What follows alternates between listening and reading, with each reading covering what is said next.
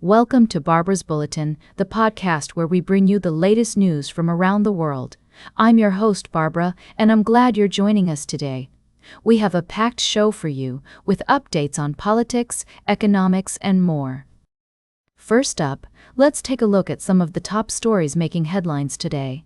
In Japan, Sanae Takaichi has made history by becoming the first female leader of the Liberal Democratic Party. This puts her in line to become the country's next prime minister, a significant milestone for women in Japanese politics. Takaichi has expressed her admiration for former British Prime Minister Margaret Thatcher and has been described as a conservative choice for the party. Meanwhile, her election has also raised questions about the future of Japan's economic policy, particularly when it comes to interest rates. The Bank of Japan may now be less likely to raise interest rates in the near future, given Takaichi's emphasis on communication between the government and the central bank. In other news, the search for bodies continues after a devastating school collapse in Indonesia. The tragedy has claimed the lives of at least 36 people, with many more still missing. Our thoughts are with the families and loved ones of those affected by this terrible disaster.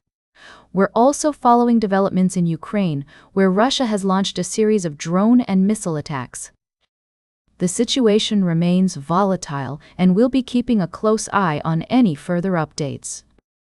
And finally, in a story that highlights the complexities of global politics, Japan's new leader will face challenges in managing the country's relationship with the United States, as well as addressing domestic concerns about inflation and economic growth. That's all for now. We'll be right back with more of today's top news on Barbara's Bulletin. Welcome back to Barbara's Bulletin. I'm your host, Barbara. We're continuing our coverage of global news, and now we turn our attention to a developing story in Nepal, where severe rainfall has triggered landslides, resulting in significant loss of life and disruption to daily activities. According to the latest reports from Nepal's National Disaster Risk Reduction and Management Authority, at least 44 people have been killed, with 5 more reported missing. The landslides, which were triggered by heavy rains in the eastern mountains, swept away multiple villages, leaving many without access to basic necessities like food, shelter, and medical care. I want to go straight to our correspondent in Kathmandu, who has been following this story closely. Unfortunately, due to technical difficulties, we're unable to connect with our correspondent live. However, we do have a statement from Prime Minister Sushila Karki, who has assured that government agencies are fully prepared for rescue and relief efforts. She has also declared Sunday and Monday as public holidays, advising people not to travel unless absolutely necessary.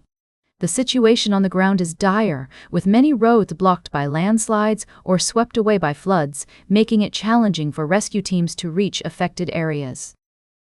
Helicopters from the central government have been deployed to assist in medical evacuations, highlighting the complexity and scale of this disaster. This tragedy comes at a particularly difficult time for Nepal, as hundreds of thousands of people were returning to Kathmandu after celebrating Dashain, the country's biggest festival. The blockage of roads and transport has added to the chaos, with highways connecting the capital to other areas closed due to landslides or as a precautionary measure. As we report on this story, it's essential to remember the resilience and strength of the Nepalese people, who have faced numerous challenges in recent years, including natural disasters that have caused significant loss of life and property. Our thoughts are with those affected by these landslides and their families. We will continue to monitor the situation in Nepal and provide updates as more information becomes available. For now, it's clear that the international community must stand in solidarity with Nepal during this difficult time, offering support and assistance where possible. Stay tuned for our final story of the day, right here on Barbara's Bulletin, as we explore another critical issue affecting communities around the world. Thank you for listening, and we'll be back after this break. Welcome back to Barbara's Bulletin. We're closing out today's show with a story that's been making headlines in the international community. As you may have heard, Georgia has been experiencing some turmoil, with anti-government protests erupting in the capital city of Tbilisi. According to reports, thousands of protesters gathered on Saturday to demonstrate against the government, which they accuse of being corrupt and authoritarian. The protests turned violent when a group of demonstrators attempted to storm the presidential palace, prompting police to use pepper spray and water cannons to disperse the crowd.